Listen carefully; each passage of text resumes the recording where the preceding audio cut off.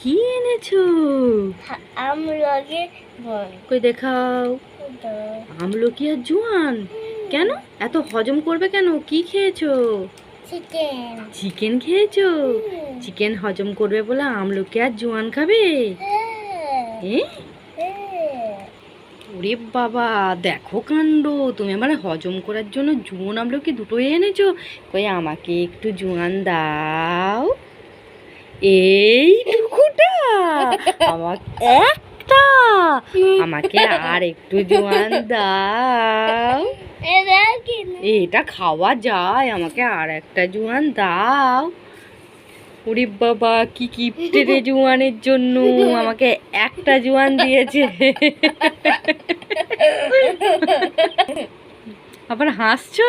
আর একটু জোয়ান দাও। আবার একটা জোয়ান।